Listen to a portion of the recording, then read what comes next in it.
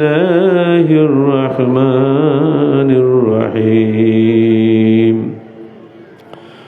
كل نفس ذائقة الموت ونبلوكم بالشر والخير فتنة وإلينا ترجعون সূরা আম্বিয়া মক্কি 35 আয়াত।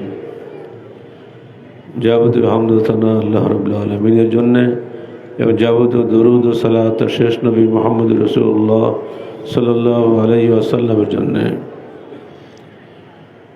বগুড়া আলতাফুন্নেসা খেলার মাঠ একটি ঐতিহাসিক সম্মেলনের মাঠ।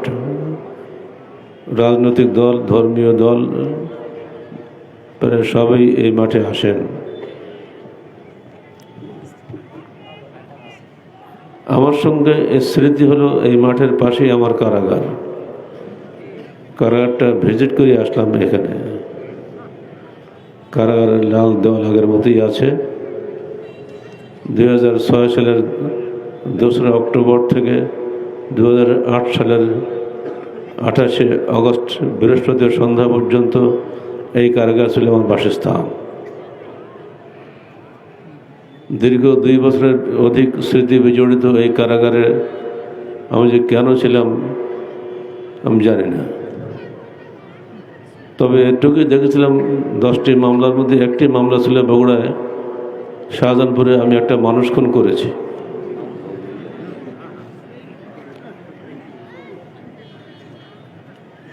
তৎকালীন এখানকার এমপি সাহেব আমার সঙ্গে কারাগারে ছিলেন, লজ্জিত ছিলেন তিনি,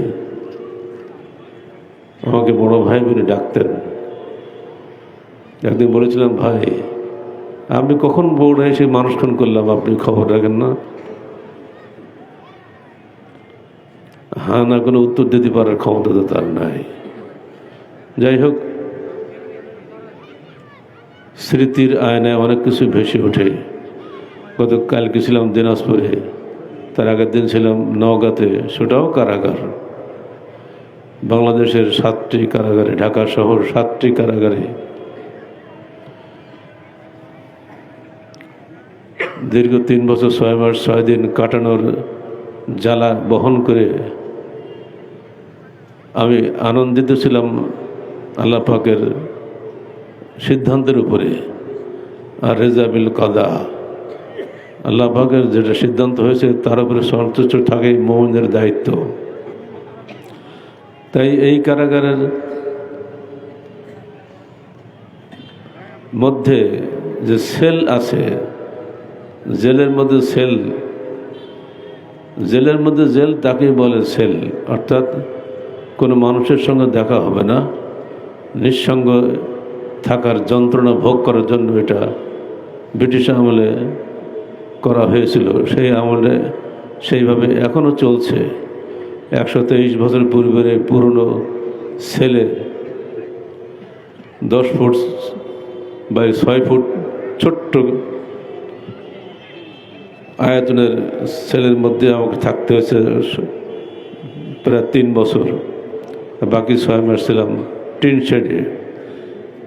সেখানে বসে এখন যা বুঝি, জীবনের শ্রেষ্ঠ কর্ম আল্লাহ করিয়ে নিয়েছেন। নবীদের কাহিনী 1, 2, 3 অর্থাৎ সিরাত রাসূল, ওই সেলের মধ্যে বসিয়ে আমাকে দিয়ে আল্লাহ করিয়ে নিয়েছেন। আলহামদুলিল্লাহ বলবেন না? আলহামদুলিল্লাহ। কেউ জানতো যে আমাকে ওখানে বসে এটা লিখতে হবে? এখন বুঝি আল্লাহর সিদ্ধান্ত অত্যন্ত সুন্দর ছিল, কারণ আমি বাইরে থাকলে আপনাদের অত্যাচারে লিখতেই পারতাম না।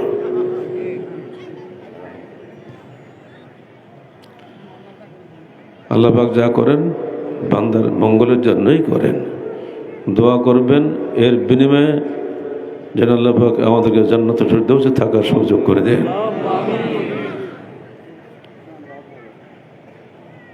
আল্লাহ পাক শুধু তাই করেননি, আমাদেরকে দিয়ে সারা বাংলাদেশে 1250 মসজিদ করিয়ে নিয়েছেন।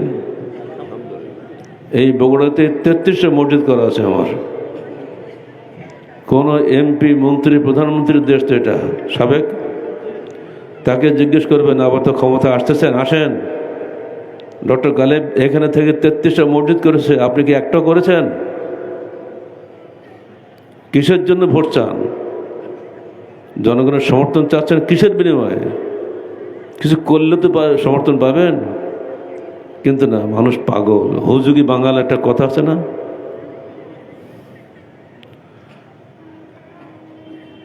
বগুড়ার যত গ্রাম পরিচিত আমাদের আছে, প্রায় সব জায়গাতে যেখানে আমাদের সমর্থক ছিল সব জায়গাতেই আমরা মসজিদ করে দিয়েছি। বিনিময়ে তাদের কাছ থেকে কোনোদিন 5টা টাকাও চাই নাই, কোনোদিন একটা ভোটও চাই নাই। যদি চাইতাম অবশ্যই অন্য কেউ ভোট পাইতো না, আনকনটেস্টেড এমপি হওয়ার সুযোগ আমার ছিল, কিন্তু ওইসব ধারে কাছেও আমরা চাই না। আমরা আল্লাহর জান্নাতের এমপি হতে চাই, দুনিয়ার জেলখানার এমপি হতে চাই না।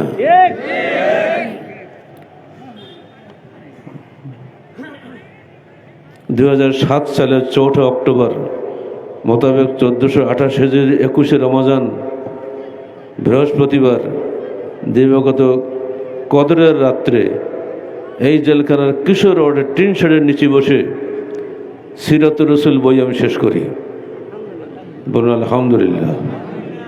2007 সালের 4 অক্টোবর 21 রমজানের কি হয়, কদর রাত্রি না? ওই রাতেই আমার সিরাতুর রসুল শেষ হয়েছে। এর চেয়ে বড় সৌভাগ্য কিছু হতে পারে না। 1210 পৃষ্ঠার লেখা, পরে কমিয়ে ছোট হয়েছে 854 পৃষ্ঠা। অন্যদের কদরের রাত ইবাদতে কেটেছে, আমার কদরের রাত আল্লাহ রসুলের চরিত্র লেখায় ব্যাপৃত থাকার সুযোগ আল্লাহ পাক আমাকে দিয়েছেন। আল্লাহ রসুলের জীবনটা গিয়েছে সংগ্রামী জীবন। তিনি ঘরে বসে বসে তসবিহ তেলাওয়াত করার সুযোগ তার ভাগ্যে ছিল না। তিনি সুফিগিরি করে এই দেশে ইসলাম কায়েম করেন এই সারা পৃথিবীতে। জীবনের শেষ 10 বছর তাকে মক্কা থেকে বিতাড়িত হয়ে যান, মদিনা যেতে হয়েছে। সেখানে গিয়েও তাকে 781 দিন জিহাদের ময়দানে কাটাতে হয়েছে।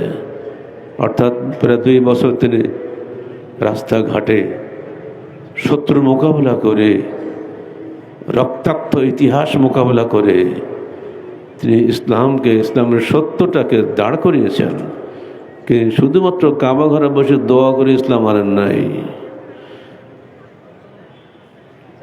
তিনি রেখে গিয়েছেন মৃত্যুর আগে সর্বশেষ ভাষণ, আইয়ামে তাশরিকের 2য় দিনের ভাষণ তার এই, ইয়া আইয়ুহান নাস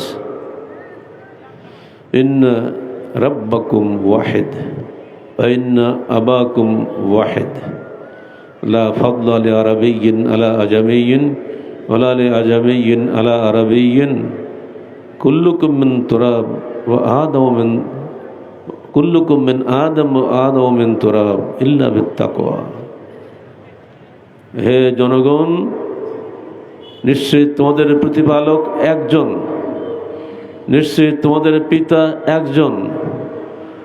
কোনো কালোর উপরে সাদার, কোনো সাদার উপরে কালোর, কোনো লালের উপরে কালোর কোনো প্রাধান্য নেই, তাকওয়া ব্যতীত।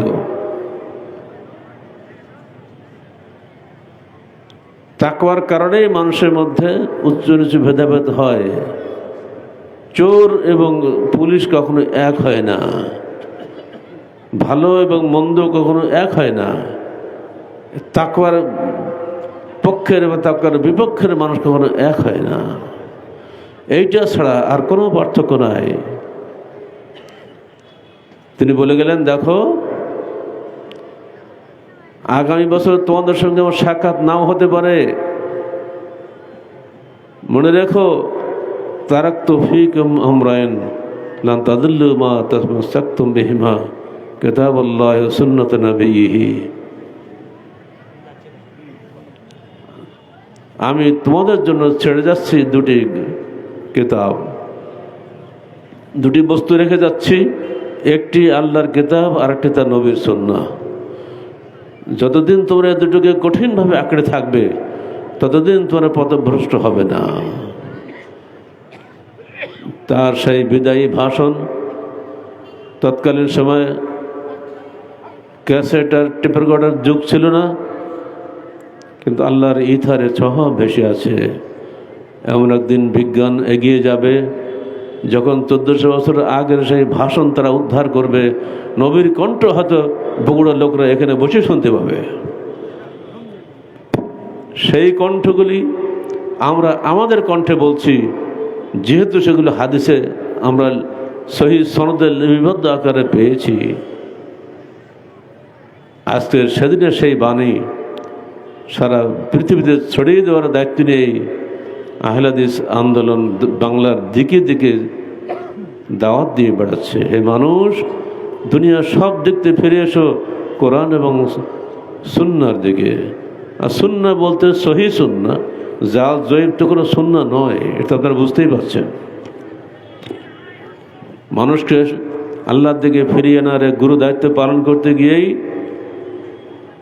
1974 এবং 1978 থেকে পর্যন্ত 2024 সাল পর্যন্ত 50 বছরের সাংগঠনিক জীবনে অসংখ্য ঘাত প্রতিঘাতের মধ্য দিয়ে আমাদেরকে চলতে হয়েছে। সবসময় আমাদের একটাই দাওয়াত ছিল, আসুন পবিত্র কোরআন ও সহিহ হাদিসের আলোকে জীবন গড়ি। যখন তসলিমা নাসরিন এক নষ্টা মহিলা এ যুগে কোরআন চলবে না বলে ফতোয়া দিয়ে দিল, তার বিরুদ্ধে সমস্ত বাংলার মানুষ খেপে উঠল। 1994 সালের 29 জুলাই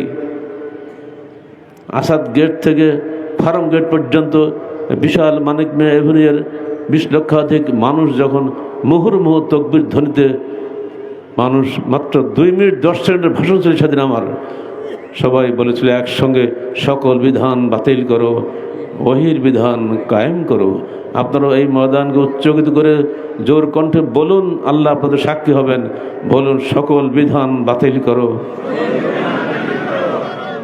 বলেন, এটাই হলো আমাদের রাজনৈতিক স্লোগান। সৃষ্টিকে সৃষ্টিকর্তার অধীনে রাস্তায় পরিচালনা করাই আমাদের রাজনীতি। আমরা সৃষ্টি, আমাদের সৃষ্টিকর্তা আল্লাহ। আল্লাহ যে রাস্তা দেখিয়ে দিয়েছেন সেই রাস্তা চলা এবং চালানোই হলো আমাদের দায়িত্ব। ওয়ামা খালাকতুল জিন্না ওয়াল ইনসা ইল্লা লিয়াবুদুন। আমি জিন এবং ইনসান সৃষ্টি করেছি শুধুমাত্র আমার ইবাদত করার জন্য, আমার দাসত্ব করার জন্য। মানুষ কখনো মানুষের দাসত্ব করতে পারে না। চলুন যাই দূর অতীতে একটা হাদিস আপনাদের সামনে আমরা তুলে ধরি। হাদিসটা শুনলে আপনি বুঝতে পারবেন কীভাবে তিনি দাওয়াত দিয়েছেন। আর মোহাম্মদ ইবনে মুনকাদির আন্নাহু সামিআ রাবিয়াত ইবনে ইবাদাত দেওয়ালি ইয়াকুলু রাআইতু রাসূলুল্লাহ সাল্লাল্লাহু আলাইহি ওয়াসাল্লাম বিমিনা ফি মানাজিলিহিম ক্বাবলা আন ইউহাজিরা ইলাল মাদিনা ইয়াকুলু ইয়া আইয়ুহান নাস ইন্না আল্লাহা ইয়া'মুরুকুম আন তা'বুদুহু ওয়া লা তুশরিকু বিহি শাইয়্যা। মোহাম্মদ ইবনে মুনকাদির বলছেন, তিনি রবিয়া বিন ইবাদাত দোয়ালিকে বলতে শুনেছেন। তিনি বলছেন, আমি দেখলাম রাসূলুল্লাহ সাল্লাল্লাহু আলাইহি ওয়াসাল্লামকে মেনার তাঁবুতে গিয়ে দাওয়াত দিতে দেখলাম। আপনারা জানেন হজের মৌসুমে কোনো যুদ্ধ বিগ্রহ সে যুগও চলতো না, এ যুগও চলে না। তিনি দাওয়াত দিচ্ছেন কি, ইয়া আইয়ুহান নাস, হে আল্লাহর বান্দারা, তোমরা আল্লাহর ইবাদত করো। ইন্নাল্লাহা ইয়া'মুরুকুম আন তা'বুদুহু ওয়া লা তুশরিকু বিহি শাইয়্যা। তিনি তোমাদের নির্দেশ দিয়েছেন যে তোমরা তার ইবাদত করো এবং তার সঙ্গে কাউকে শরীক করো না। বলা ওরা রাজুলুন ইয়াকুল ইয়া আইয়ুহান নাস ইন্না হাযা ইয়া'মুরুকুম আন তাতরুকু দীনা আবাইকুম। ঠিক তার পিছে আরেকজন তিনি বলছেন, ইয়া আইয়ুহান নাস, একই ভাষায়, হে জনগণ, ইন্না হাযা ইয়া'মুরুকুম আন তাতরুকু দীনা আবাইকুম। এই ব্যক্তি তোমাদের নির্দেশ দিচ্ছে যে তোমরা তোমাদের বাপদাদা 14 পুরুষের দিন পরিত্যাগ করো। ফালা তুতিউহু, তোমরা এর অনুসরণ করো না।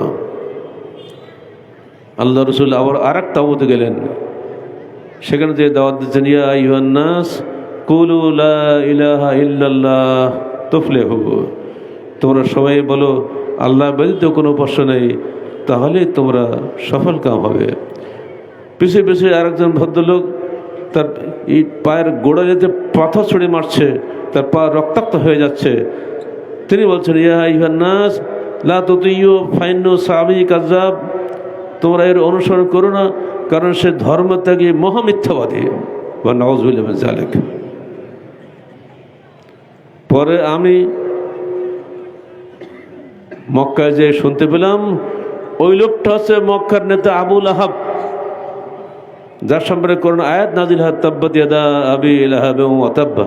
নেই, কারোর নাম আসেনি, আবু জাহলের নাম আসেনি, আবু সুফিয়ানের নাম আসেনি, আবু লাহাবের নাম আসছে কোরআনে। ওই কারণে সেই এক প্রথম ব্যক্তি যে আল্লাহ রাসূলের পায়ে পাথর মেরে তাকে রক্তাক্ত করে দিয়েছিল, কিন্তু আল্লাহ রাসূল সহ্য করেছেন, কিছুই বলেন নাই। আহলে হাদিস আন্দোলন যারা করবেন তার এই ঘটনাটা মনে রাখবেন। তাদেরকেও পাথর মারা খেতে হবে, তাদেরকেও গালিগালাজ খেতে হবে, পাল্টা গালি দেওয়া যাবে না, সহ্য করতে হবে। ইনশাআল্লাহ বিজয়ে আপনার পদতলে পদচুম্বন করবে। ঠিক যেভাবে আল্লাহ রসুলের এই আদর্শ প্রচারের ফলে তিনি বিজয়ী রসুলে পরিণত হয়েছেন, সেদিনে রেখে যাওয়া সে অল্প কিছু মানুষ আর সারা বিশ্বে প্রায় 200 কোটি মুসলমান। বাদা আল ইসলাম গরিবান সাইয়ুদ কামাদা ফাতুবা লিল গোরাবা, ইসলাম এসেছিল নিঃসঙ্গ পদযাত্রীর মতো, আবার সেই কয়েকজন লোকের মধ্যে ইসলাম সীমিত হয়ে যাবে। সুসংবাদ হলো ওই নিঃসঙ্গ লোকদের জন্য। তারা কারা? তা বলা হলো আল্লাযিনা আসলাহু ইজা ফাসাদান নাস, আল্লাহ যে ইসলাহুন ইজা ফাসাদান নাস, ইবনে মাসউদের রাওয়াতটা সহিহ। তাই হলো তারাই যখন মানুষ নষ্ট হয়ে যায় তখন যারা ইসলাহ করেন তারাই হলো সেই মানুষগুলা। আজকে আমরা সারা দেশে মানুষকে ইসলাহের জন্য এগিয়ে যাচ্ছি, মানুষের ভুলগুলো ধরিয়ে দেওয়ার জন্য চেষ্টা করে যাচ্ছি, শিরক ও বিদআত থেকে তাদেরকে সাবধান করে যাচ্ছি। আর এই জন্য কিছু মানুষ তো নিঃসন্দেহে ক্ষিপ্ত হবেই।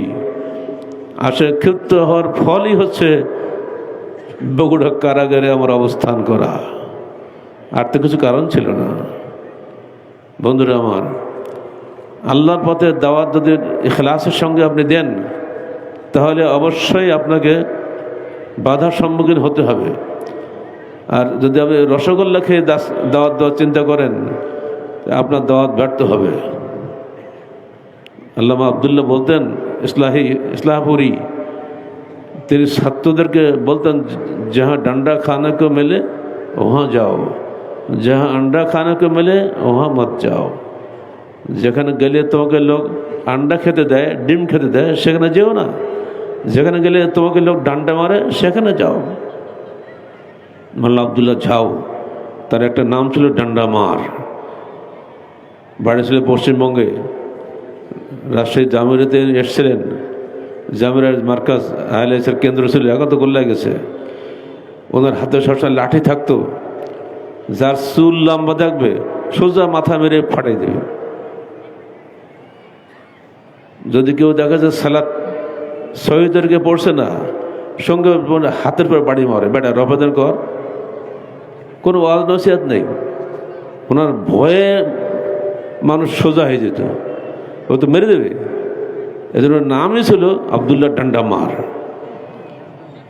সে যুগের এই সমস্ত আপোষহীন মানুষগুলো ইতিহাস সৃষ্টি করে গিয়েছে। যারা আমার থিসিস পড়েছেন তারা এদের জীবনী পাবেন। উপমহাদেশের এই বিশাল ভারতবর্ষে ব্যাপী সর্বত্র আহলে হাদিস আন্দোলন চলেছে এমনি করে আপোষহীন গতিতে। এখন আমাদের জীবনটা হয়েছে আরামের জীবন, আর সেজন্য আপোষহীনতা আস্তে আস্তে কমে যাচ্ছে, আপোষ কামিতা বেড়ে যাচ্ছে।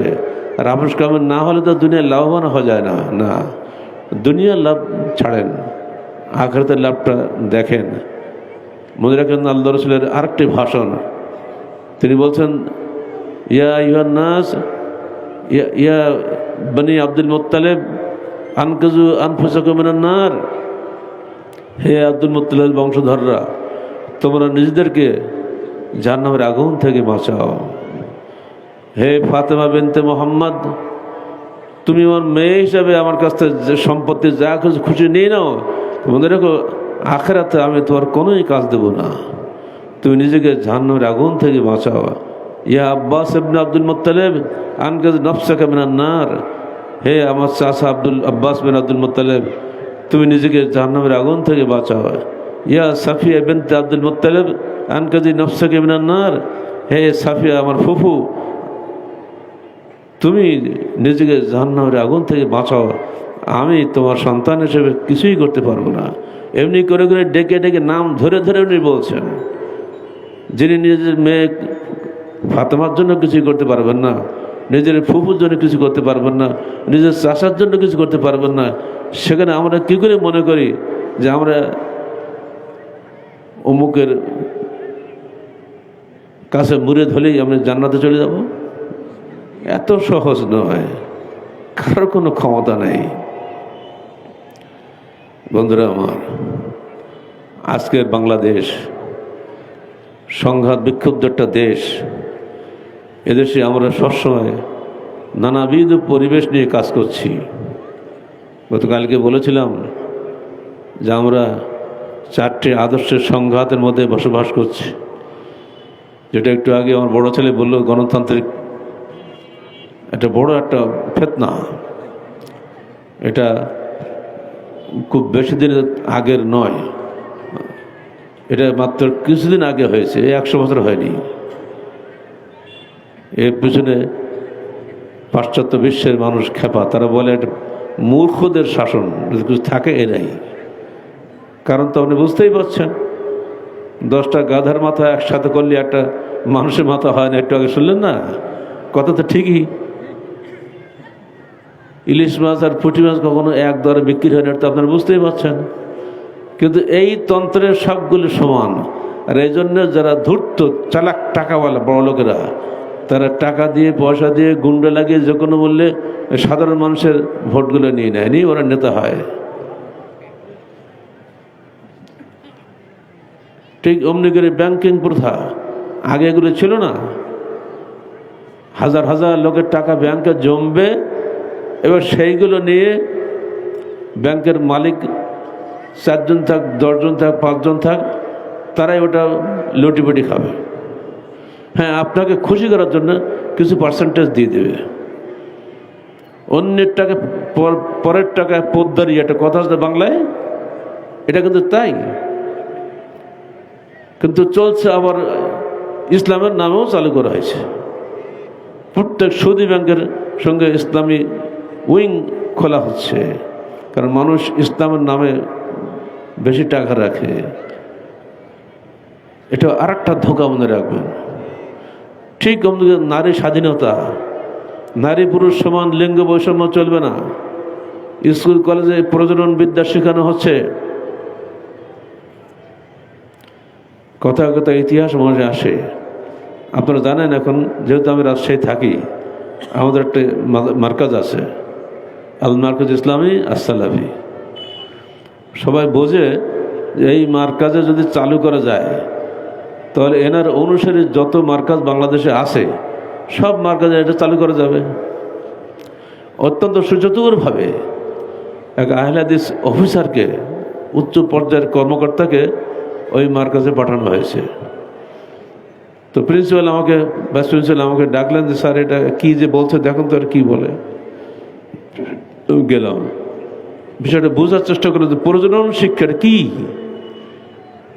ইশারা ইঙ্গিতে যেমন বোঝাতে চেষ্টা করলেন যে মেয়েদের যখন বয়সন্ধিকাল পৌঁছে যায়, সাবালিকা হওয়ার বয়স যখন হয়, ছেলেদেরও ওটা হয়, তখন তাদের মধ্যে যে সমস্যা দেখা দেয়, মেয়েরা তা লজ্জায় বলতে পারে না। তো সেটা যদি ক্লাসে শিখিয়ে দেওয়া হয়, ছেলে মেয়ের সামনে দুজনকে যদি বুঝিয়ে দেওয়া হয়, তাহলে ওরা সমস্যায় পড়বে না। আমি কিছুই বললাম না, খালি বললাম আপনার দাদি তার কোন ওস্তাদের কাছে শিখছিল এটা, আর আপনার মা কার কাছ থেকে শিখে আসছিল। আপনার মায়ের যদি বিনা ওস্তাদে শেখা হয়, দাদির যদি বিনা ওস্তাদে শেখা হয়, তো আমাদের মেয়েদেরও বিনা ওস্তাদে তারা এমনিতেই শিখতে পারবে। আপনার বই পড়ার দরকার হবে না, যান এখান থেকে। ওই যে পলাইল আর আসেনি। এখন এমন সিলেবাস দিয়েছে শিক্ষা নামে, এই যে শিক্ষামন্ত্রী মহিবুলটা গেল না ইসকন, এ তো একেবারে শেষ করে দিয়ে গেছিল। শিক্ষা ব্যবস্থার মাধ্যমেই মানুষকে ধ্বংস করার সহজ পথ। আর এই জন্য এর বিরুদ্ধে বাধ্যই আমরা হাদিস ফাউন্ডেশন শিক্ষা বোর্ড করেছি। আপনাদেরকে বলবো, আপনার হাদিস ফাউন্ডেশন শিক্ষা বোর্ডের অধীনে আলাদা মাদ্রাসা শিক্ষা চালু করার কোনো অবস্থাতেই সরকারি মাদ্রাসার ছাত্রদের পড়াবেন না। স্কুল, কলেজ, ইউনিভার্সিটি সব ধ্বংস করে দিচ্ছে শিক্ষা ব্যবস্থার মাধ্যমে। আর এই শিক্ষা ব্যবস্থায় নারী পুরুষের পারস্পরিক লিঙ্গ বৈষম্য দূর করে যে অবস্থা সৃষ্টি হয়েছে, সমাজ দূষণের বড় হাতিয়ার হচ্ছে নারী পুরুষের লিঙ্গ বৈষম্য দূর করা। আপনার বায়ু দূষণ দেখেন, পানি দূষণ বোঝেন, সমাজ দূষণটা বোঝেন না। নারী পুরুষের একই পোশাক, প্যান্ট শার্ট পরে যাচ্ছে, সামনে পিছিয়ে পিছিয়ে একটা পুরুষ যুবক ছেলে যুবতী যাচ্ছে রাস্তায়, ওদের অন্তরে যে তুলপাটটা হয় সেটা আপনি বুঝতে পারেন না। আপনিও তো পুরুষ মানুষ। পুরো সমাজকে ধ্বংস করে দিচ্ছে এই নারী পুরুষের অবাধ মেলামেশা। এর বিরুদ্ধে আমরা সারা জীবন বলে যাচ্ছি, এখনো বলবো, আগামী দিনেও বলবো, মৃত্যুর আগ পর্যন্ত বলে যাব। সরকার পারলে আমাদেরকে আবারও কারাগারে ঢুকাক, তাও ভালো, কিন্তু হক কথা আমাকে বলতেই হবে।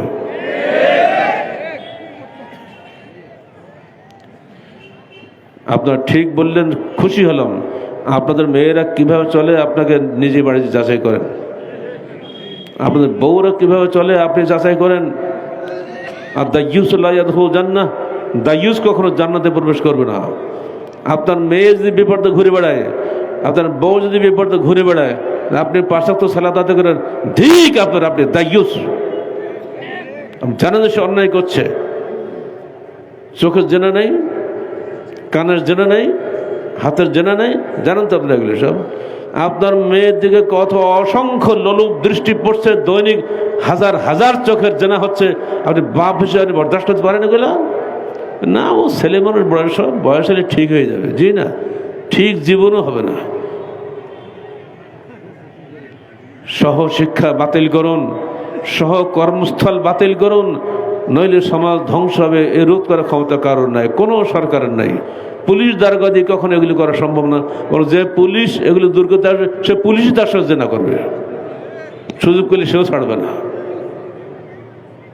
নারী পুরুষের অবাধ মেলামেশা যতদিন থাকবে ততদিন সমাজ দূষণ থাকবে। যখন পৃথক হয়ে যাবে আর সমস্যা নেই। আল্লাহ বলছেন, দেখো, হুন্না লেবাসুল্লাহ ও আন্ত লেবাসুল্লাহ হুন্না, তোমরা তাদের পোশাক, তারা তোমাদের পোশাক। দুজনকে কখনো ছেড়ে থাকতে পারবে না। কিন্তু পোশাকবিহীন যদি তুমি থাকো, তাহলে সেখানে অবশ্যই আগুন ধরে যাবে। এই যে ইলেকট্রিসিটি দেখছেন তো আপনারা, এখানে দুটো কেবল আছে, একটা লাল একটা কালো আছে না, ওটার মাঝখানে প্লাস্টিকের পর্দা দেওয়া আছে না। প্লাস্টিকের পর্দা দিয়ে কোথাও ছিন্ন হয়ে যায়, তেলা পোকা যদি কেটে যায়, দুটো যদি টাচ লেগে যায়, তার অবস্থা কি হবে? একবার আগুন ধরে যাবে না? ঠিক যদি নারী পুরুষের পর্দা ছাড়াই এমনি যদি চলাফেরা করেন, সমাজ ধ্বংস হয়ে যাবে। এই সমাজ ঠেকানোর কোনো ক্ষমতা তো নাই। দূর অতীতে ১,৫০০ বছর পূর্বে আল্লাহ রসুলের কাছে আল্লাহর পক্ষ থেকে সূরা আহজাব ৫৩ আয়াতে পর্দার আয়াত, ফরজের আয়াত নাজিল হয়। ৫৯ আয়াতে জিলবাব নাজিল হয়। ঢিলা ঢালা পোশাক পরা মা বোনেরা, তোমরা মায়েদের চরিত্র আলাদা, পুরুষের চরিত্র আলাদা। এটাকে এক করার চেষ্টা করবেন না। এই এক করার চেষ্টা করতে গিয়েই তো সমাজের এই দুর্গতি হয়েছে, আরও হবে। ঠিক এমনি করে অর্থনৈতিক ক্ষেত্রে দেখেন, মজুদদারি, মুনাফাখুরি, দালালি, আড়তদারি, কত যে কি আছে ঠিক নাই। প্রতিটি ব্যাপারে মিশকাত কেতাল বইউ, ক্রয় বিক্রয় বলে একটা অধ্যায় আছে, সেখানে সব হাদিসগুলো আপনার পাবেন।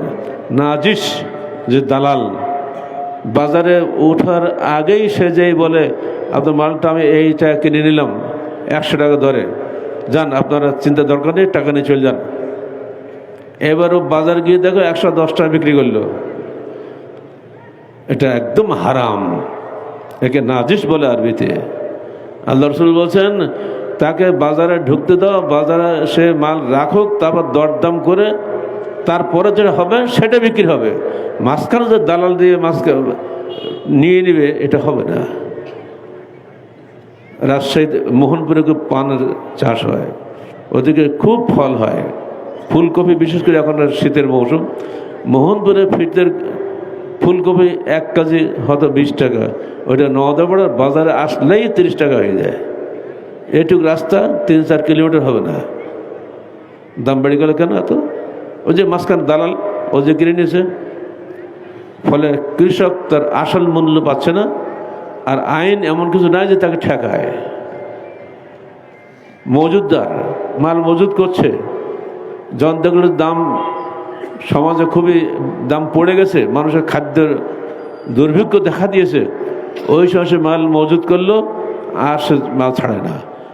যখন চূড়ান্ত দুর্ভিক্ষ তখন এই মাল ছাড়লো, বিপুল দরে বিক্রি করে নিল। এরা হলো মজুদদার। আল্লাহ রাসূল বলছেন আল-মুহতাকারু খাতি, এইরকম মজুদদাররা মহাপাপী। এবং নবী বলছেন এর চাইতে কঠিন ভাষা আল্লাহ নবীর জবান দিয়ে আর বের হয় নাই। একবার আল্লাহ রসুলকে বলা হলো, হে আল্লাহ রসুল, আপনি দোয়ার বেঁধে দেন জিনিসপত্রের। উনি বলেন, না, আমি দোয়ার বেঁধে দেবো না, মাল ফ্রি থাকবে, আসবে যাবে, লেনদেন হবে, দাওয়াত আসবে, কম বেশি হবে, কিন্তু বাধা দিও না, বাধা দিলেই তুমি ক্ষতিগ্রস্ত হবে। ইয়া আইয়ুত-তুজ্জার আনতুল ফুজ্জার ইয়াউমাল কিয়ামা, হে ব্যবসায়ী সমাজ, তোমরাই কিয়ামতের মাঠে ফাজেরদের সঙ্গে উঠবে, সাবধান, তোমরা যেন তোমার ব্যবসা দিয়ে জান্নাত খরিদ করতে পারবা, ব্যবসা দিয়ে যেন জাহান্নাম খরিদ করো না। তিনি সুসংবাদ দিয়েছেন। আর তাজরুল সুদুক, যারা সত্যবাদী ব্যবসায়ী, আমিনুর রহমান, তারা আল্লাহ রসুলের, আল্লাহ পাকের ডান হাতের ডান পাশের মেম্বারে বসবে। কেলতা ইয়াদাই রহমান আমিন, আর আল্লাহ 2 হাতই হলো ডান হাত। সৎ ব্যবসায়ী হন, কিয়ামতের মাঠে আপনি সম্মানিত হবেন। আর অসৎ ব্যবসায়ী যদি হন, তাহলে ওই ভাষা শোনেন, ইয়া আইয়ুত-তুজ্জার আনতুল ফুজ্জার। ইবনে উমর রাদিয়াল্লাহু আনহু বাজারে যেয়ে ডাক দিয়ে বলতেন, এই ব্যবসায়ীরা, খবর দেওয়ার জন্য তোমরা ফুজ্জার হবে না। সমাজের সার্বিক উন্নতির স্বার্থে ইসলাম কথা বলে। ইসলাম করে সালাত সিয়াম নিয়ে বসে থাকে না। অনেকের ধারণা এই জলসা মানে তো সালাত সিয়াম, নামাজ পড়ো, রোজা করো, এই তো। জি না, আপনি 5 ওয়াক্ত মুসল্লি ঠিক আছে আপনার, কিন্তু আপনার পেটে ঢুকছে হামেশা অন্যায় ব্যবসায় হারাম টাকা। দ্যাটের ঘোষণা আল্লাহ রসুলের, দেখো, লা ইয়াদখুলুল জান্নাতা জাসাদুন গুযযা বিল হারাম। হযরত আবু বকর থেকে বর্ণনা এসেছে, হাদিসটা এসেছে, তিনি বলছেন, ওই দেহ কখনোই জান্নাতে প্রবেশ করবে না যে দেহ হারাম খাদ্য দ্বারা পুষ্টি লাভ করেছে। আর কিছু বলার আছে? কোনটা হারাম কোনটা হালাল কিন্তু আপনারা প্রত্যেকে বুঝেন। যেখানে ঠকবাজি আছে ওখানে হালাল আছে নাকি? এর জন্য কোনো আলেম ওলামা লাগে না, নিজেই বুঝতে পারে যে কোথায় ঠকাচ্ছেন মানুষকে। নিজের দেহকে, নিজের খাদ্যকে হারাম মুক্ত করুন, আর ভেতরটা ইখলাস যুক্ত করুন। 3টা শর্ত না হলে আপনার আমল কবুল হবে না। সহি আকীদা, সহি আমল, আর ইখলাসে নিয়ত। বিশুদ্ধ আকীদা, যেখানে শিরিক থাকবে না, রিয়া থাকবে না। বিশুদ্ধ আমল, যেখানে বেদাত থাকবে না। ইখলাসে নিয়ত, যেখানে রিয়া বা প্রদর্শনী থাকবে না। এই 3টা শর্ত একত্রিত হলে তবেই সেই আমলটা আল্লাহর কাছে কবুল হয়। যদি আমাদের মধ্যে এগুলো না থাকে, তাহলে ইনশাল্লাহ আমরা মুক্তি পাবো। কেমন মুক্তি পাবো? যে হাদিসগুলো আপনারা সবাই জানেন। একজন লোক 99টা খুন করেনি, 99টা খুন করার পরে সে আল্লাহকে ভয় পেয়েছে যে আমাকে তো মরতেই হবে। কুল্লু নাফসিন যায়িকাতুল মউত, প্রত্যেকটা মানুষ মরবে, আমিও মরবো, আমার উপায় কি হবে? একজন আবেদ সবসময় আল্লাহ আল্লাহ করে বসে বসে, তার কাছে যেই বললো, হে আবেদ ভাই, আমি তো 99টা মানুষ খুন করেছি, আমার কি তওবা আছে? তোর আবেদ বললো, না, তুমি যে পাপ করেছো তোমার আর তওবা কি? তো ঠিক আছে, তোমাকে যদি 100 পূরণ করি, তাকে 1 কপে মেরে ফেলি। আবার চললে সামনের দিকে, রাস্তা গিয়ে একজন আলেমের সঙ্গে দেখা, ভাই আপনি তো আলেম, আমি 100 মানুষ খুন করেছি, আমার কি তওবা আছে? তাহলে অবশ্যই আছে, কেন থাকবে না? আল্লাহ কি বলেননি ইয়া আইয়ুহাল্লাযীনা আসরাফু, হে ওইসব মানুষ যারা নিজের নফসের উপর জুলুম করেছো, তোমরা আল্লাহর কাছে তওবা করো। ইন্নাল্লাহা ইয়াগফিরু যুনুবা জামিয়া, নিশ্চয়ই আল্লাহ সকল গুনাহ ক্ষমা করে দিবেন। তাই তাহলে আমাকে কী করতে হবে? ওই যে ওই কিছু লোক দেখছো, ওই দূরে একটা গ্রাম দেখা যাচ্ছে, ওই গ্রামের লোকগুলো খুব নেককার মানুষ, ভদ্র, ওরা হারাম খায় না, ওরা অন্যায় করে না, তুমি ওদের সঙ্গে বসবাস করো। সৎসঙ্গে স্বর্গবাস, অসৎসঙ্গে সর্বনাশ। তোর ওখানে যাও, তাহলে তুমি মুক্তি পাবা। তখন ওই লোকটা তখন পাগলের মতো ছুটছে সেদিকে যাওয়ার জন্য, অর্ধেক পথ গিয়েছে, ইতিমধ্যে মালাকুল মউত এসে হাজির। আযাবের ফেরেশতা, রহমতের ফেরেশতা ঝগড়া শুরু করেছে। আযাবের ফেরেশতা বলছে আমি ওকে নেব, রহমতের ফেরেশতা বলছে আমি ওর রুহটা নিয়ে যাব। আল্লাহর হুকুমে কেউ কোনো কোনো হাদিসে আসছে আল্লাহ নিজেই তাকে এগিয়ে দিলেন। শেষে দুজনে মিলে বললেন ঠিক আছে, আল্লাহ কি করব? আল্লাহ বললেন তুমি মাপো, দেখো সে কোন দিকে বেশি এগিয়ে যাচ্ছিল। দেখা গেল যে ওই ভালো জনপদের দিকে সে 1 বিঘত বেশি এগিয়ে গিয়েছিল। আল্লাহ বললেন যাও, আমি ওকে ক্ষমা করে দিলাম। এটাই হলো তওবা, এটাই হলো মুসলমান, এটাই হলো ইসলাম। এক মহিলা বেশ্যা রাস্তা দিয়ে যাচ্ছে, দেখলো যে কুয়ার পাশে একটা কুকুর জিভ বের করে ফ্যাল ফ্যাল করছে, হাঁসফাঁস করছে, মৃত্যুর দুয়ারে পৌঁছে গেছে। ও বোবা জন্তু, কথা বলতে পারছে না, পানি তৃষ্ণায় তার জান ফেটে যাচ্ছে। মহিলাটা বুঝলো এই কুকুরটি পানি চাচ্ছে। আপনারা মরুভূমির কুয়া কত গভীর হয় তা তো বুঝতে পারেন। গভীরে নেবে, আমরা মেয়েদের বা পুরুষদের মরুভূমির পায়ে জুতা পায়ে থাকে ওটা চামড়ার জুতা, সে জুতা খুলে নিচে নেমে ওই জুতার ওই মোজা ভরে পানি নিয়ে উপরে এসে ওই কুকুরটাকে খাওয়ালো। কুকুরটা বেঁচে গেল। কুকুরটা ফ্যাল ফ্যাল করে তাকিয়ে গেছে মহিলার দিকে। আল্লাহ পাক বললেন যাও, আমার একটা তাজা কলিজাকে বাঁচিয়েছে এই মহিলা, আমি ওর সমস্ত পিছনে গুনাহ ক্ষমা করে দিলাম, যাও জান্নাতে চলে যাও। কি যাতা কথা বলে। একজন লোক রাস্তা দিয়ে যাচ্ছে, রাস্তার উপরে কাটা বিছানো একটা ডাল পড়ে আছে। দেখলো তাই তো, এই যে কাটা বিছানো ডালটা পড়ে আছে, এতে মানুষের যেতে কষ্ট হচ্ছে। তো তিনি নিজের যাওয়াটা বাদ দিয়ে ওই ডালটা নিয়ে সরিয়ে একপাশে রেখে দিলেন, যাতে মানুষের যাতায়াত পথে কোনো বাধা দূর না হয়, বাধা দূর হয়ে যায়। আল্লাহ পাক এটা দেখে খুশি হয়ে বললেন এই বান্দা আমার অন্যান্য বান্দাদের চলার পথ সহজ করে দিয়েছে, ইমাতাতুল আযানের তারিক, রাস্তা থেকে কষ্ট দূর করে দিয়েছে, যে আমি ওর জান্নাতের কষ্ট দূর করে দিলাম, জান্নাতে চলে যাও। এই তো ইসলাম। ঈমানের 100 স্তর আছে না, তো সর্বনিম্ন স্তর হচ্ছে রাস্তার কাটা দূর করা, সর্বোচ্চ স্তর হচ্ছে লা ইলাহা ইল্লাল্লাহ। যদি আজকে মুসলমানদের মধ্যে এই ছোট্ট সর্বনিম্ন স্তরটাও যদি আসতো আমাদের মধ্যে, তাহলে আমরা একে অপরের ক্ষতি করতাম না। মিথ্যা মামলায় ভর্তি এই জেলখানাগুলো, এই যত আসামি ঢাকা কেন্দ্রীয় কারাগারের, আমি যেদিন ঢুকলাম বিকাল 3:40 সেই সময় যে অ্যাটেন্ডেন্ট যে ছিলেন কেরানি, আমাদের তাকেই বলছে স্যার আপনার নামে পত্রে কত থেকে লেখা হচ্ছে, কিন্তু আমরা নিশ্চিত যে আপনি কোশ্চেন গেলে দায়ী নন, রাজনৈতিক হিংসার শিকার। আমার দীর্ঘদিনের কারাগার চাকরির অভিজ্ঞতার আলোকে আমি বলতে পারি এই কারাগারে 90% লোক নিরপরাধ।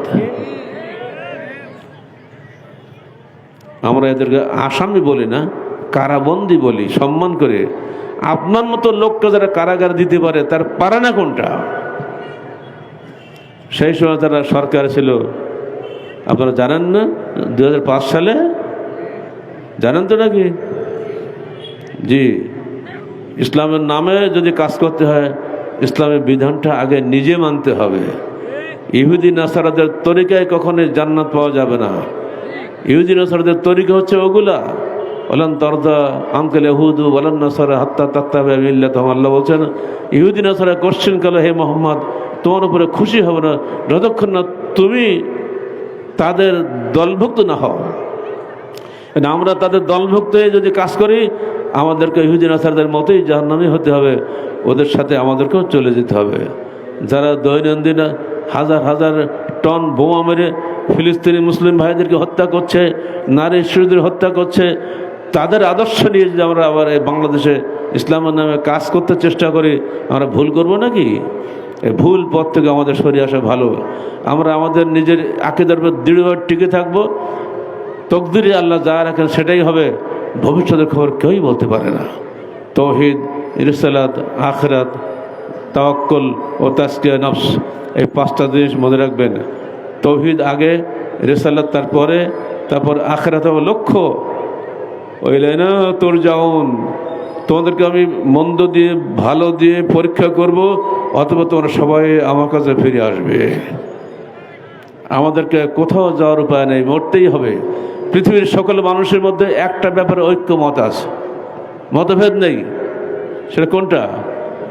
মৃত্যু। মৃত্যু যে হবেই, এই ব্যাপারে কি ভোটাভুটি করা লাগবে? হিন্দু হোক, মুসলমান হোক, জৈন হোক, খ্রিস্টান হোক, প্রত্যেকটা মানুষই মরবে। আর মরার পরে তাকে আল্লাহর কাছে যেতেই হবে, এটা অনেকে মানে না। কিন্তু আল্লাহ বলছেন ওইলাইনা তুরজাউন, আমার কাছেই তোমাদের ফিরে আসতে হবে। আল্লাহ যদি এই কথা বলেন, বান্দার বলার কোনো সুযোগ আছে যে আমি যাব না? যেতেই হবে সেখানে। সেখানে গিয়ে আমাদেরকে পরীক্ষা দিতে হবে। পরীক্ষায় হয় জান্নাতি হব, না হয় জাহান্নামী হব। যদি আমরা বিশ্বাসী মজবুত হই তাহলে ইনশাআল্লাহ আমরা জান্নাতি হব, আর যদি আমরা অবিশ্বাসী হই তাহলে জাহান্নামী হব। মেরাজে আল্লাহ রসুলকে নিয়ে যাওয়া হলো। আল্লাহ রসুল বলছেন, হে জিবরিল, এই ঘরটা কার? এই ঘরটা তো তোমার ঘর। কি? হ্যাঁ, এটা তো মক্কায়ে মাহমুদ। তা আমি ঘরটা একটু দেখে আসি। না, এখন হবে না, তোমার এখনো হায়াত বাকি আছে, মরার পরে ঢোকা যাবে। তখন আল্লাহ নবী হাদিস বললেন, দেখো যে ব্যক্তি কি বলে আজানের পরে এই দোয়াটা পড়বে, যেটা আমরা পড়ি, এবং বলে আসহু মাকামাম মাহমুদান আল্লাযী ওয়া'আদতা, তুমি হে আল্লাহ আমার মোহাম্মদকে ওই স্থানে পৌঁছে দাও, সেই মক্কায়ে মাহমুদের প্রশংসিত স্থানে যার ওয়াদা তুমি করেছো। যদি কেউ এটা পড়ে হাল্লাত লাহু শাফা, তার জন্য আমার শাফাত ওয়াজিব হয়ে যাবে। দুর্ভাগ্য মুসলমানদের, সে আজানের দোয়ার মধ্যেও আমরা তালগোল পাকিয়ে ফেলে দিয়েছি, যোগ্য করে নি না। বুখারী মুসলিমের হাদিস যেটা রয়েছে সহিহ হাদিস, ওটাই আপনি বলুন, এর বাকিটা উল্টাপাল্টা করলে ওটা আল্লাহ নবী ধরবে। বাট আমি যা বলিনি, তুমি তো বললি কেন? তুমি বেশি মত বাড়াইছো নাকি? কারণ হাদিস তো ওহি, ও তো আল্লাহর হোক, আল্লাহর বিধান। আল্লাহ যা বলেছেন সেটা নবী বলছেন, ওয়া ইয়ানতিকু আনিল হাওয়া ইন হুয়া ইল্লা ওয়াহয়ুন ইউহা। তিনি কোনো কথা নিজে বানিয়ে বানিয়ে বলেন না, আল্লাহর ওহি নাজিল না হওয়া পর্যন্ত। তো আজানের দোয়াটাও আল্লাহর শেখানো ওহি। আরে ওহিটাই আমরা বলবো যা আছে ঠিক তাই। বন্ধুরা আমার, সেদিন একদল লোককে জাহান্নামে ফেলা হবে। একটা আয়াত এসছে, ওয়াজিয়াদা, মুমিনদেরকে জান্নাত দেওয়া হবে। ওয়াজিয়াদা মানে অতিরিক্ত আরো কিছু দেওয়া হবে। অতিরিক্ত কি দেওয়া হবে এর অর্থকে বুঝতে পারে না। ব্যাখ্যা আল্লাহ রসুল নিজে দিয়েছেন। এটা হলো এই যে মুমিনরা জান্নাতে গিয়ে আল্লাহকে স্বচক্ষে দেখবে, স্বরূপে দেখবে। আর এর চাইতে উত্তম মুহূর্ত, আনন্দ ঘন মুহূর্ত মুমিনদের ভাগ্যে আর হবে না। আপনারা সবাই আমাদেরকে দেখার জন্য উদ্বিগ্ন হয়ে থাকেন না? আর যদি স্বয়ং আল্লাহকে আজকে দেখতে পান, আপনার কি সবচেয়ে বেশি আনন্দ লাগবে না? সেই আল্লাহকে দেখতে হলে আপনাকে নিষ্কলুষ ঈমানদার হতে হবে। ঈমান এবং আমলে ইখলাস থাকতে হবে। কোনো রকম যদি কপটতা থাকে দেখতে পাবেন না। আল্লাহ পাক নিজেই সূরা মুতাফফিফিন 85 বলে দিয়েছেন, কাল্লা ইন্নাহুম আন রাব্বিহিম ইয়াওমাইযিন লামাহজুবুন। কিয়ামতের দিন আল্লাহ অবিশ্বাসী বা কপট বিশ্বাসী লোকদের চোখগুলোকে অন্ধ করে দিবেন। আল্লাহকে চেষ্টা করো, ওরা আল্লাহকে দেখতে পাবে না। আল্লাহ কিয়ামতের দিন তুমি যেন আমাদেরকে তোমাকে সচক্ষে দেখা তৌফিক দান করো। আমাদের ঈমানকে আমাদের আমলকে স্বচ্ছ করে দাও, আমাদের ভিতরে ইখলাস এনে দাও, যাবতীয় কপটতা থেকে আল্লাহ তুমি আমাদেরকে মুক্ত করো। এই মুহূর্তে যদি মৃত্যু হয় আল্লাহ, যেন সরাসরি তোমার দিদার লাভে আমরা সন্তুষ্ট হতে পারি। পরিশেষে আজকের আলতাফ খেলার মাঠে এবং আশপাশে সবাইকে আন্তরিক ধন্যবাদ জানাচ্ছি। এখানে আসলে আকুলি বিকুলি করে, ওই যে কালো গাউনগুলা পুলিশ কী বলে ওটাতে অ্যাডভোকেট, তাই না? আমি বলেছিলাম ভাই আপনাদের ওপরটাও কালো ভেতরটাও কালো, তো স্যার কী করবো, আইনের গেঁড়াকলে পড়ে গেছে। সবার আগে এই বাতিল আইন বাতিল করুন। সরকারকে বলবো এই যে দীর্ঘসূত্র আইন এটা সবার আগে শেষ করুন, মানুষকে হয়তো কষ্ট দিবেন না। এই শাহজাহানপুর থানায় যে আমি কোন গ্রামে মানুষ খুন করলাম, সে গ্রামবাসী ডাকলে তারাই বলতো যে এখানে ডক্টর কালেকর মানুষ খুন করে নাই। এইটুকু করার জন্য আমাকে 8 বছর 8 মাস 28 দিন বিভিন্ন আদালতে ঘুরতে হলো। এই কি বিচার ব্যবস্থা চলবে সারা জীবন? 53 বছর দেশ স্বাধীন হয়েছে, এখনো পর্যন্ত স্বাধীন বিচার ব্যবস্থা হলো না। দলীয় বিচার ব্যবস্থা চলবে, ব্রিটিশের রেখে যাওয়া ফালতু বিচার ব্যবস্থা এখন কেন চলবে? অবশ্যই অবশ্যই এটা বাতিল করা উচিত। আমরা শুরু থেকে দাবি করে আসছি, আজও দাবি করছি। আপনারা কি চান যে এই ফালতু বিচার ব্যবস্থা দেশে থাক? ডাইরেক্ট বিচার ব্যবস্থা, প্রত্যক্ষ বিচার ব্যবস্থা নিয়ে আসুন, খুব সহজে বিচার শেষ হয়ে যাবে, একটুও সময় লাগবে না। লক্ষ লক্ষ টাকা মানুষ ব্যয় করছে একটা মামলা ঠকিয়ে দিয়ে, মিথ্যা মামলা দিয়ে মানুষকে হয়রানি করছে। বহু মানুষ এগুলি করে বেড়াচ্ছে। এগুলিতে বাঁচতে গেলে পুরো বিচার ব্যবস্থা পাল্টাতে হবে। বিচার ব্যবস্থা পাল্টানোর জন্য মানসিকতা দরকার। যারা রাজনীতি করেন তাদেরকে বলছি, দয়া করে নিজে এমপি হওয়ার মন্ত্রী হওয়ার চিন্তা বাদ দেন, আগে সমাজ পরিবর্তন করার চেষ্টা করুন। আহলে হাদিস আন্দোলন সমাজ বিপ্লবের আন্দোলন, সমাজ পরিবর্তনের আন্দোলন, শিরক ও বিদআত উচ্ছেদের আন্দোলন। এই আন্দোলন পবিত্র কোরআন ও সহিহ হাদিস ভিত্তিক জীবন গড়ার আন্দোলন। আল্লাহ পাক আমাদের সবাইকে প্রকৃত অর্থে পবিত্র কোরআন ও সহিহ হাদিস অনুসারে তৌফিক দান করুন। আসসালামু আলাইকুম ওয়া রাহমাতুল্লাহি ওয়া বারাকাতুহু। এই পড়ে যাবে। সম্মানিত উপস্থিতি, আমাদের হাদিস ফাউন্ডেশনের গোবিন্দপুর স্টল রয়েছে পাশে। সবাই মোহতরামে জামাতের লেখা বই নিয়ে যাবেন। মোহতরামে জামাতের 54টা লেখা বই রয়েছে, আপনারা মোহতরামে জামাতের লেখা বই নিয়ে যাবেন। এই পর্যায়ে আজকে এই ইসলামী সম্মেলনের সভাপতি আলোচনায় আছেন আহলে হাদিস বাংলাদেশ বগুড়া সাতক্ষীরা জেলার সম্মানিত সভাপতি ভাই মোহাম্মদ মুখলিসুর রহমান।